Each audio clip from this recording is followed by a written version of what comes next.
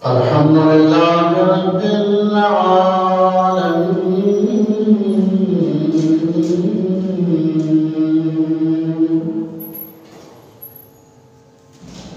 والصلاة والسلام على رسوله الكريم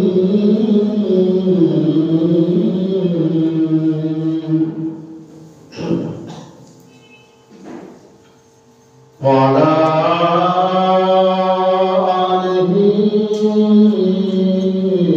وأصحابه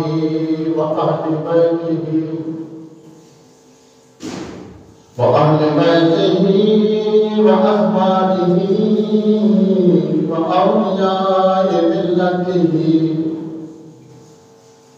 وعلماء أهل سنته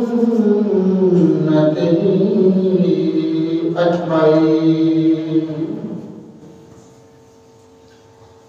أما بعد فأعوذ بالله من الشيطان الرجيم.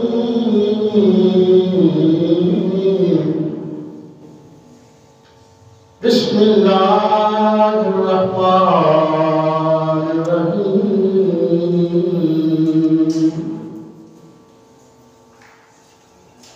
يا أيها الذين آمنوا اتقوا الله وكونوا مع الصادقين. صدق الله العظيم وصدق رسوله النبي الكريم الأمين. قال الله تبارك وتعالى في شان محبوبه مخبرا وآمرا: إن الله وملائكته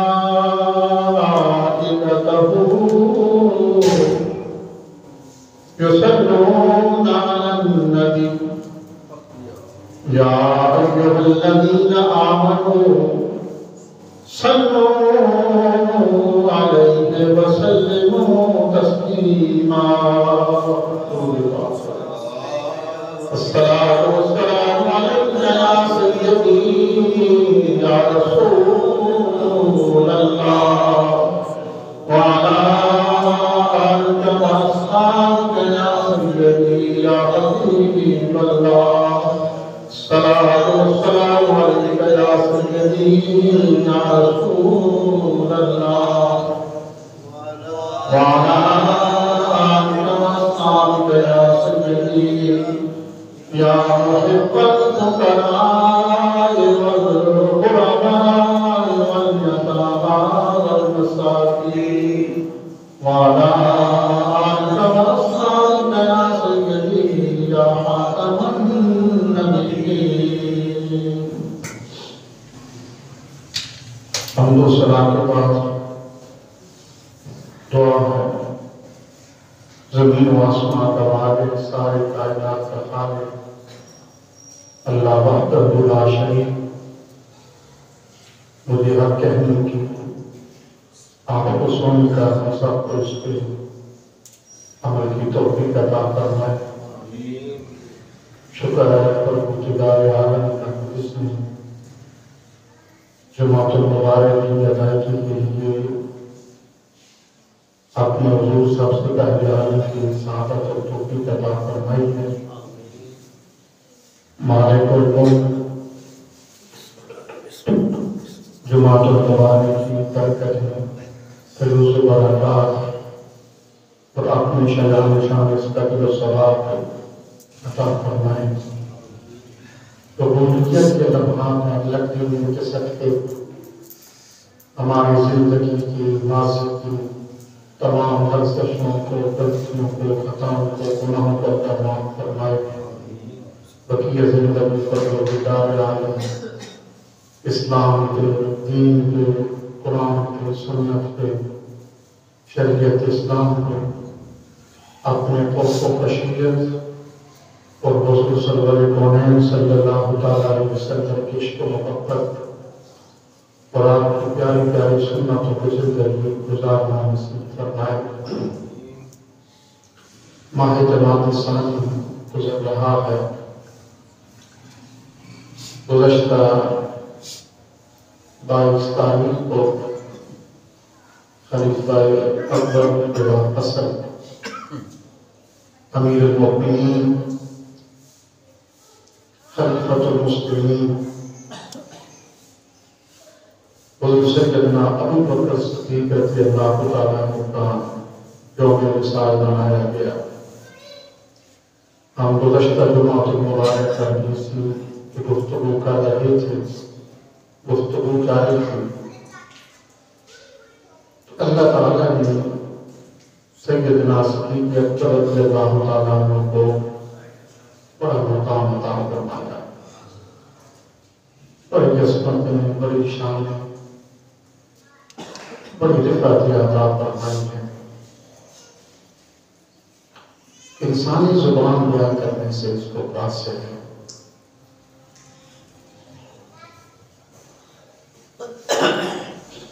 حضور کا یہی فرمان آپ کی عظمت و شان کے لیے کافی ہے۔ حضور نے فرمایا افضل البشر بعد الانبیاء، تمام انبیاء کے بعد جو اولاد آدم میں سب سے افضل انسان ہے وہ سیدنا ابو بکر صدیق رضی اللہ تعالیٰ عنہ کی ذات اقدس ہے۔ اس سے بڑی اور کیا تکلیف ہوتی؟ اس سے بڑی آپ جتنی بھی گفتگو کریں، آپ حیات تجربہ پہ بیان کریں، اس کو پڑھیں، اس کو سنیں، جب حضور کی وہ زبان ہے جس کو اللہ فرماتا ہے کہ وَمَا يَنْطِقُ عَنِ الْهَوَىٰ إِنْ هُوَ إِلَّا وَحْيٌ يُوحَىٰ، کہ اللہ فرماتا ہے کہ محبوب زبان تیری ہے اور اس میں بولنے کی قوت و طاقت خدا کی ہے۔ تیری زبان سے محبوب اللہ کریم بولتا ہے۔ تو گویا کہ یہ رب نے فرمایا ہے کہ نبیوں رسولوں کے بعد آدم علیہ السلام کی اولاد میں نسل انسانیت میں سب سے افضل ترین ہستی حضرت سیدنا ابو بکر صدیق رضی اللہ تعالیٰ عنہ کی۔ پھر حضور کا دوسرا فرمان آپ کی ذات کے لیے کا، دوسرا فرمان حضور کا کہ ساری کائنات کا کل اولاد آدم کا ایمان ایک بندے میں رکھ دے، آپ کا دوسرے میں رکھ دے، آپ کا بھاری ہو جائے گا۔ اس سے بڑی اور کوئی آپ کی ذات اقدس پہ، آپ کے عظمت و شان پہ بڑی تجلیل نہیں ہو سکتی۔ آپ نے حضور کی اتباع کر کے بھی کمال کر دیا۔ یہی وہ اتباع تھی جس کا حکم ہے، بلا سوچے سمجھے، بس جو حضور نے فرما دیا ہے وہی آگے، اس سے آگے پیچھے کچھ نہیں۔ بخاری کی حدیث پاک ہے، حضور نے صحابہ کرام سے فرمایا کہ قانون اللہ تعالیٰ نے مجمعین کی تجارت کرو، ہم عمرے کے لیے جا رہے ہیں۔ صحابہ کرام نے تو صبح و شام مکہ المکرمہ میں بیت اللہ کی زیارت کرتے، اس کا طواف کرتے، سعیاں کرتے، حجر اسود کو چومتے، سے حرم میں بیٹھتے، عبادتیں کرتے تھے۔ عرصہ گزر گیا وہ یاد کر پاتے، سہن حرم یاد آتا ہے، بیت اللہ شریف کے طواف یاد آتے ہیں، صفا مروا کی سعیاں یاد آتی ہیں۔ صحابہ کرام بار بار حضور سے پوچھتے تھے کہ حضور کب پھر جائیں گے بیت اللہ شریف کی زیارت کی، کب جانا نصیب ہوگا؟ تو پھر ایک دن آیا کہ حضور نے صحابہ کرام سے فرمایا کہ تیاری کرو، ہم عمرے پہ جا رہے ہیں۔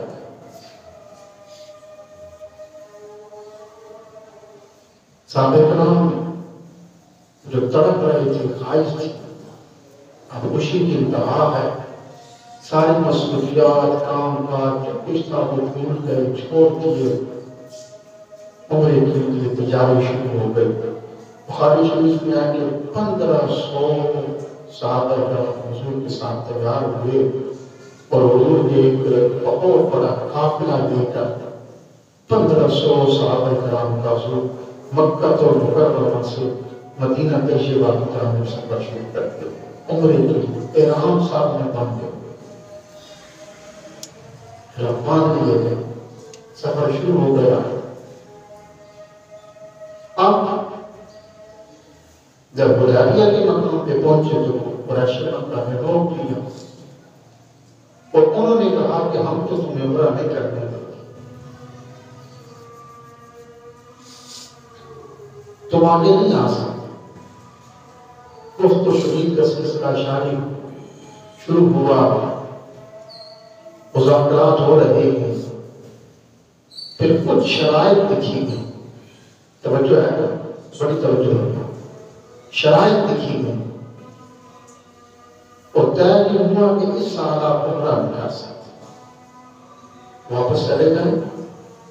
بات اب شرائط دیکھی گئی حدیبیہ کے مقام پر، اور شرائط بھی بڑی سخت تھی، بڑی سخت شرائط تھی۔ شرائط یہ لکھی گئی کہ جو ہمارا آدمی مدینے سے بھاگ کر مکے آئے گا وہ مکے والے واپس نہیں کریں گے، اور جو مکے والوں کا آدمی بھاگ کر مدینے آئے گا اہل مدینہ اس کو واپس کر دیں۔ یعنی ہم تمہارا آدمی واپس کر دیں گے، تم ہمارا آدمی واپس نہیں کرو گے۔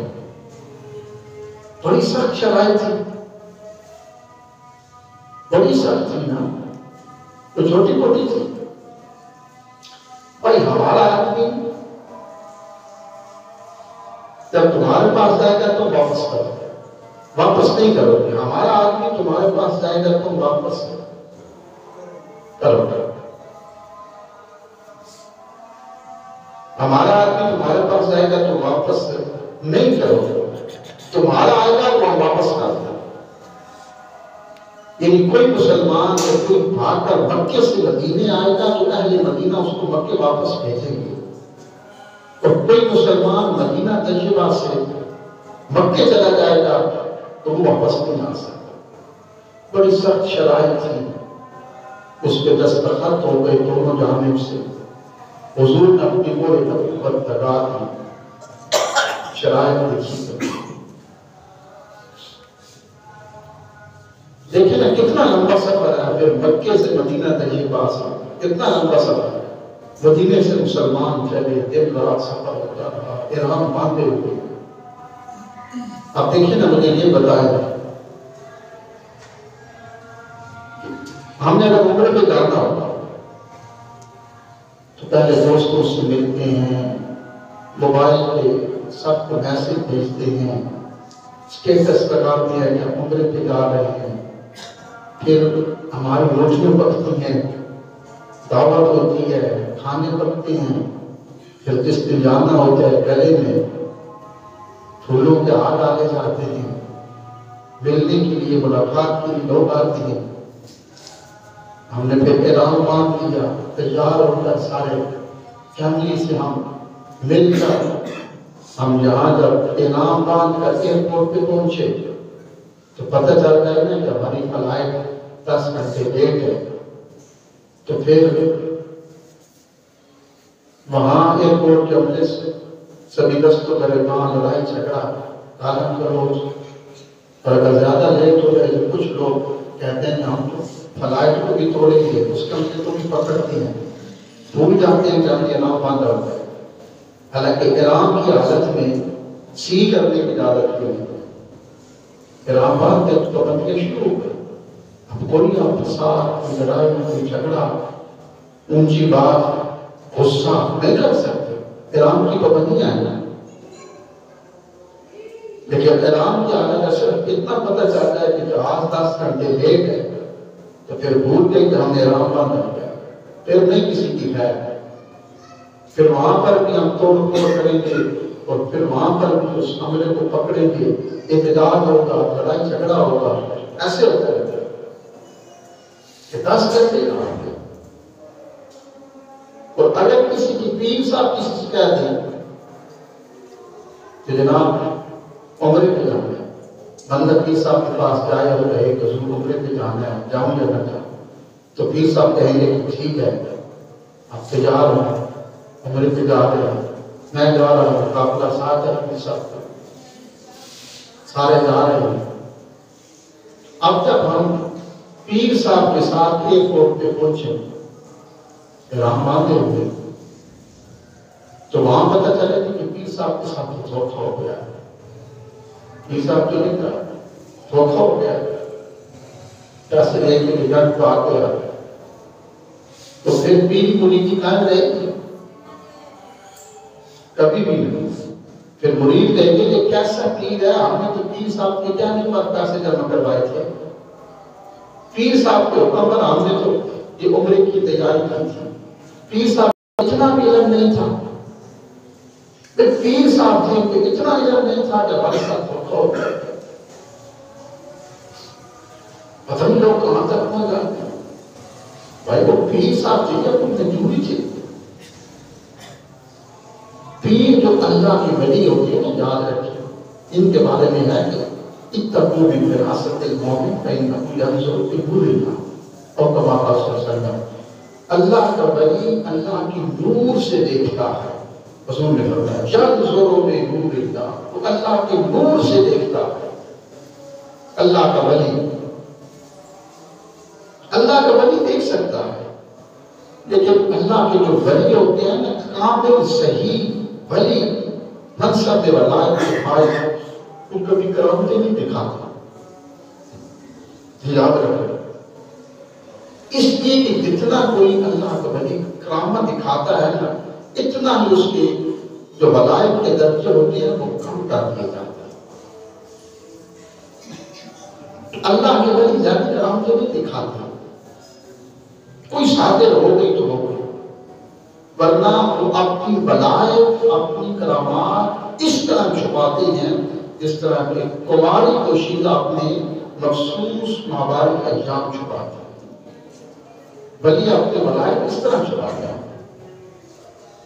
اپنا مقام، اپنی کرامت اس طرح چھپاتے ہیں۔ آج لوگوں کا اختیار بن چکا ہے کہ تمہارا وہ پیر صاحب ہے تو کوئی کرامت، سب سے پہلے بات پیر صاحب کو دیکھنے کی اس کی کرامت دیکھی جاتی ہے، جبکہ یہ کرامت اس کی ولایت کی صداقت کی سجائی کی دلیل نہیں ہے۔ یہ تو دیکھیں نا، ہندو ہیں، سکھ ہیں، اگر وہ بھی ایک چیلا کرتے ہیں تو ان کو بھی یہ محاورہ اور نقل کام کرنے لگ جاتا ہے۔ حضور سیدنا غوث پاک رضی اللہ تعالیٰ عنہ، ان کے مدرسے میں ایک شخص آیا اور اس نے 25 سال گزارے، جانے لگا تو آپ نے فرمایا کیا ہوا؟ اس نے کہا حضور 25 سال گزارے ہیں، کوئی کرامت نہیں دیکھی، آپ ولی نہیں ہیں۔ آپ نے فرمایا مجھے یہ بتا، میرا کوئی عمل ایک لمحہ بھی رب کی رضا کے بغیر دیکھا ہے؟ خلاف شریعت، خلاف سنت کوئی عمل دیکھا؟ پھر بتا۔ تو کہتا ہے وہ تو نہیں دیکھا۔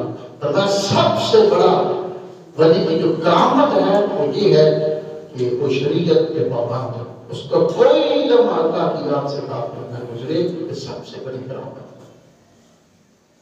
ورنہ میرے حضور صلی محمد رحمۃ اللہ تعالیٰ علیہ لکھتے ہیں کہ اگر یہ ہواؤں میں اڑنا یہ ولایت کی نشانی ہوتی تو یہ چیلے، یہ کبے، یہ گدھ، یہ سب سے بڑے ولی ہوتے۔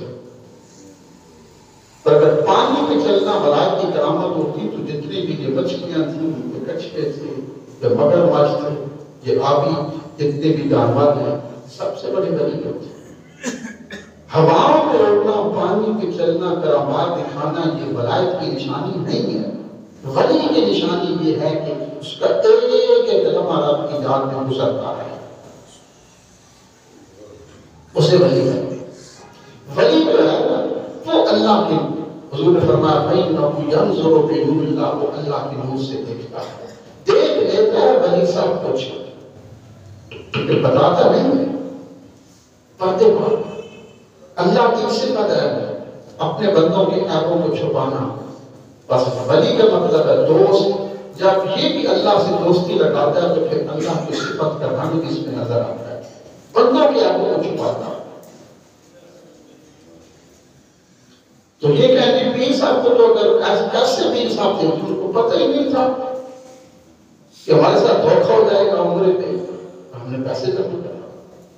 جب کہتے ہیں جی آج تک پتہ نہیں لوگ کہاں تک پہنچ گئے کہ جی پیر صاحب کے پاس گئے تھے حساب کروانے کی۔ یاد رکھیں کوئی آج تک حساب بنا ہی نہیں ہے، نہ کوئی ممبر پہ بیٹھ کے بتا رہا ہے۔ میں نے 10 سال ایک ولی کامل کے پاس پڑھا جنہوں نے قرآن کریم کی تفسیریں لکھی، تفسیر ضیاء القرآن شریف، اردو کی سب سے بڑی سیرت کی کتاب ضیاء القرآن شریف۔ کہتے ہیں اس کے پاس کا حساب کروانے کا، میرا حساب کر دیں گی، میرا دیکھیں گی، میری چوری ہوگی، میرے نہ کوئی حساب ہے ہی نہیں۔ کیا کہتے ہیں میری کتاب نکالے گی، میں نے کتاب کوئی کتاب لکھی نہیں گئی، میں سچ آپ کو بتا رہا ہوں، کوئی کتاب نہیں لکھی گئی کہ جو دیکھ کے آپ کو بتا دیں گے آپ کا حالات کیسے، کوئی حساب و کتاب بنا ہی نہیں ہے۔ صرف اللہ کا ولی اللہ کی نور سے دیکھتا ہے لیکن وہ بتاتا نہیں ہے، اپنی بلائی کو چھپاتا ہے۔ آج تم ہر چوک میں، ہر راستے میں، ہر گلی میں، ہر گاؤں میں، ہر شہر میں تمہیں ایک دکان نظر آئے گی، کوئی نہ کوئی بابا بیٹھا ہے، بن کے بیٹھا ہے، حساب کتاب ہو رہا ہے کہ میری کتاب بیویاں اللہ معاف کرے، یہ جو خواتین بیویاں آتی ہیں یہ میرا حساب کریں، اور وہ ایسے ہوتے ہیں نا تو پھر وہ ایسے جو ہوتے ہیں وہ تو مائل ہوتے ہیں، پھر وہ اس کی لفظ کو دیکھ لیتے ہیں، پہلے عورت سے ساری بات پوچھ لیں، عورت ساری بات کمزور ہوتی ہے، عورت ساری بات بتا دیتا ہے، مجھے اس پہ شک ہے، اس پہ شک ہے، پھر وہ پیر صاحب پوچھی کہ زیادہ شک کس پہ ہے، تو مجھے اس پہ شک ہے، اسی نے کیا پیر صاحب، اسی نے کیا، مجھے اسی پہ شک ہے، تو پھر پیر صاحب نے بتا دیں کہ ہاں میں نے حساب لگایا ہے، کتاب دیکھی ہے، اسی نے یہ کیا، بس پھر عورت پر کی ہوتی ہے، جب پیر صاحب نے کہہ دیا تو یاد رکھیے کہ کوئی حساب و کتاب کی کتاب بھری نہیں ہے۔ سمجھ آ رہی ہے؟ تو نہیں سمجھ رہی، میں نے اس سے حساب کروایا یہ غلط ہے، اس نے میری کتاب نکالی یہ غلط ہے۔ میں پھر بتا رہا ہوں، صرف حدیث پاک میں ہے کہ اللہ کا ولی فإنہ ینظر بنور اللہ، اللہ کا ولی اللہ کے نور سے دیکھ سکتا ہے، لیکن وہ بتاتا نہیں ہے، وہ جانتا ہے کہ میں نے بتا دیا، اپنی کرامت ظاہر کر دی تو میرے بلائے کے درجے کم ہو جائیں گے، یاد رکھیں۔ تو بات کو کہا گئی تھی وہ کہی تھی پیر صاحب نے کہا تھا کہ وہ ایک طریقہ سے جمع کروائیں، تو ان کے ساتھ بھی دھوکہ ہو گیا، تو کیسے پیر صاحب تو انسان کے رام کی حالت میں پھر کیا کچھ نہیں کرتا۔ اب حضور کے ساتھ 1500 صحابہ کرام تھے، حدیبیہ کے مقام پہ تشریف فرما ہے، قریش مکہ نے روک دیا کہ آپ عمرہ نہیں کر سکتے، شرائط لکھی گئی، سخت شرائط تھی، سائن ہو گئے، دستخط ہو گئے، حضور کی مہر نبوت لگ گئی، کڑی شرائط لکھی گئی تھی۔ مسلمان اتنا لمبا سفر کر کے پیدل تقریباً 450-500 کلومیٹر کا سفر کر کے پیدل وہاں پہ پہنچے تھے حدیبیہ میں، احرام باندھے ہوئے تھے۔ حضور نے فرمایا نہیں، شرائط لکھی گئی، کفار مکہ نے کہا عمرہ نہیں کر سکتے، سخت شرائط تھی کہ ہمارا آدمی تمہارے پاس جائے گا تو تم واپس نہیں کرو گے، تمہارا ہمارے پاس آئے گا تو ہم واپس کر دیں گے۔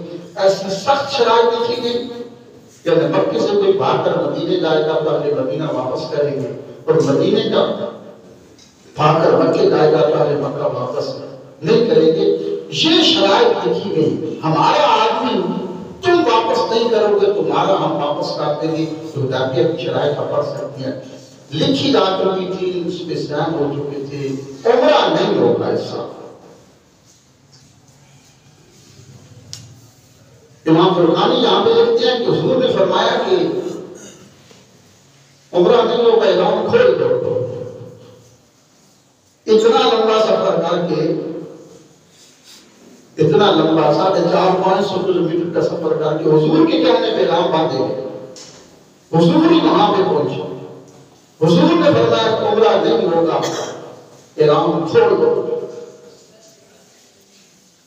امام القرآن رحمۃ اللہ تعالیٰ لکھتے ہیں اس شرح میں بخاری میں حدیث کی ہے، جب حضور نے فرمایا کہ رام کھول دو تو سیدنا صدیق اکبر جھٹ سے اٹھے اور رام کھول دیا، ایک لمحہ بھی دیکھ نہیں لگا۔ تو کسی نے کہا کہ تمہیں بڑی جلدی تھی رام کھولنے کی، تو کہا اس میں جلدی والی کون سی بات ہے؟ حضور نے فرمایا رام باندھ لو، تو ہم نے باندھ لیے تھے۔ تو حضور نے فرمایا رام کھول دو، تو ہم نے کھول دیے، اس میں جلدی والی کون سی بات تھی؟ سب پریشان ہوئے، سیدنا صدیق اکبر مسکرا رہے تھے، اور سب سے پہلے آپ نے رام، حضور نے فرمایا رام کھول دو، عمرہ نہیں ہوگا۔ جھٹ سے سیدنا صدیق اکبر اٹھے، رام کھول دیا۔ سارے آپ کو دیکھ رہے تھے، فرمایا اتنی جلدی تمہیں کیا ہے؟ اتنی جلدی رام کھول دیا۔ حضور نے فرما دیا کھول دو تو کھول دیا۔ اب سیدنا فاروق اعظم رضی اللہ تعالیٰ جب شرائط لکھی گئی نا، سائن ہو گئے کہ رام کھول دو، عمرہ نہیں ہوگا، واپس لائیں گے، پھر بڑا آپ کی طبیعت میں جلال تھا، غصے سے سرخ ہو گئے، تلوار پہ نعام ہے، سمجھ نہیں آتی کیا کریں، غصہ ہو گئے۔ وہ کہتے ہیں کہ ہم 313 تھے بدر میں، تو ہم نے ان کی طاقت اور ان کا غرور اور تکبر خاک میں ملا دیا تھا، اب تو 1500 میں 313 ہو کر ہم نے ان کا وہ حشر کیا تھا بدر میں کہ پوری دنیا نے دیکھا تھا، تو اب تو ہم 1500 میں، اور پھر اتنی دب میں صلح کی ہے، اتنی ڈر کے صلح کر رہے، اتنی دب میں کہ تم ہمارا آدمی واپس نہیں کرو گے، ہم تمہارا آدمی واپس کر دیں گے، عمرہ نہیں کریں گے، رام کھول دیں گے اور واپس آ کریں گے، اتنی دب میں سنا۔ سیدنا فاروق اعظم کو کچھ سمجھ نہیں آ رہا، غصے میں سو گئے، اسی طریقے سے غصے میں سیدھے گئے حضور کے خیمے میں دس میں داخل ہو گئے۔ یہ بخاری کا حدیث ہے، حضور کے خیمے میں دس میں داخل ہو گئے۔ جب خیمے میں داخل ہوئے نا تو سیدھے حضور کے پاس جاتا، غصے کی حالت میں ہے، تو حضور نے دیکھ لیا عمر آ رہے ہیں لیکن ہے مسلم، تو جاتے کہا کہ حضور آپ اللہ کے سچے رسول ہیں؟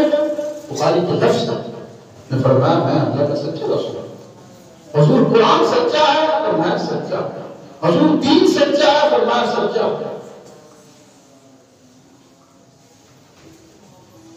تو آگے کہا ہوگا کہ حضور پھر آپ نے اپنی دب میں صلح کیوں کی ہے؟ آگے سے حضور نے فرمایا کہ امت تیری ماں تو اس کو روئے، میں اللہ کا رسول ہوں، میں وہی کہتا ہوں جو میرا رب مجھے حکم ارشاد فرماتا ہے۔ تو آگے سیدنا فاروق اعظم نے کہا حضور آپ نے فرمایا نہیں تھا کہ ہم عمرہ کریں گے؟ کہا عمر میں نے کہا تھا عمرہ کریں گے، لیکن یہ تو نہیں کہا تھا کہ اسی سال کریں گے، بس کریں گے تو کریں گے۔ سیدنا فاروق اعظم کہتے ہیں میں اسی طریقے سے میں غصے میں اٹھا اور چند قدموں میں سیدنا صدیق اکبر کا خیمہ تھا، میں سیدھا اس کا داخل ہو گیا۔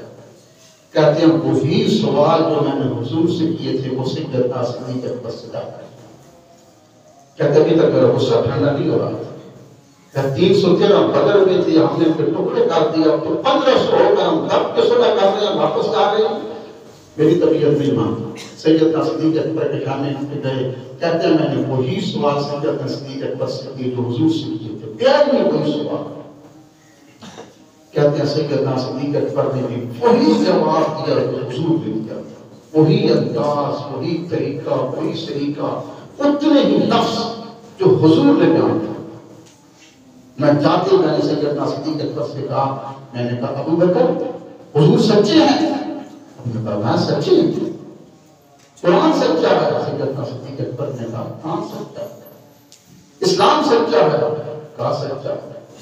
اور آگے میں نے کہا کہ ابو بکر حضور نے فرمایا نہیں تھا کہ عمرہ کریں گے، قرآن کیوں کھول دی؟ آگے سے سیدنا صدیق اکبر نے بھی وہی جواب دیا تھا عمر تیری ماں تجھ کو روئے جو حضور نے فرمایا، عمر تیری ماں تجھ کو روئے، وہ اللہ کے رسول ہیں، وہ وہی ارشاد فرماتے ہیں جو اللہ ان کو حکم دیتا ہے۔ تو کہتے ہیں میں نے پھر وہی سوال کیا جو حضور سے کیا تھا کہ حضور نے فرمایا نہیں تھا کہ عمرہ کریں گے؟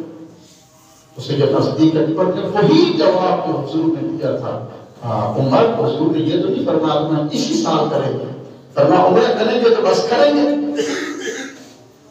سیدنا فاروق اعظم کہتے ہیں میں وہاں سے اٹھا اور اپنے خیمے میں گیا اور جس وقت میرا غصہ ٹھنڈا ہوا نا میں نے سوچا میرے اندر سے آواز آتی ہے یار وہی سوال تو حضور سے ہوئی ابو بکر سے, وہی انداز حضور کا وہی ابو بکر کا, جیسے لفظ حضور کیسے سیدنا صدیق اکبر کے کہتے ہیں اس وقت میرے اندر سے آواز آئی عمر تو ابو بکر کے ایمان کی الف کو بھی نہیں پہنچ سکتا.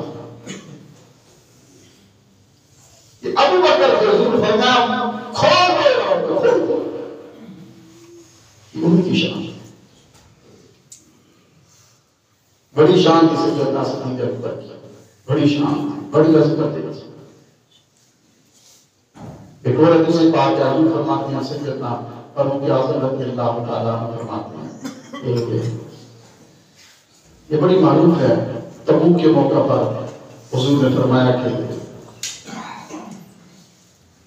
جنگ میں جانا ہے تبوک پہ غزوہ تبوک درپیش ہے مال جمع کرواؤ. تو سیدنا فاروق اعظم کہتے ہیں کہ اس وقت خشک سالی کے کات سالی کے دن چل رہے تھے, لوگوں کے حالات ہمارے تھے اچھے نہیں تھے, لیکن میرے پاس اس وقت بڑا مال تھا. تو میں نے کہا اب دیکھتے ہیں ابو بکر ہر جگہ پہ مجھ سے نمبر لے آتے ہیں, اب دیکھتے کہ جو محبت کی دوڑ ہوتی ہے اس کو اللہ نے قرآن میں فرمایا فاستبقوا الخیرات, قرآن ہے نیکی میں ایک دوسرے سے سبقت حاصل کرنے کی کوشش کرو, آگے بڑھنے کی کوشش کرو.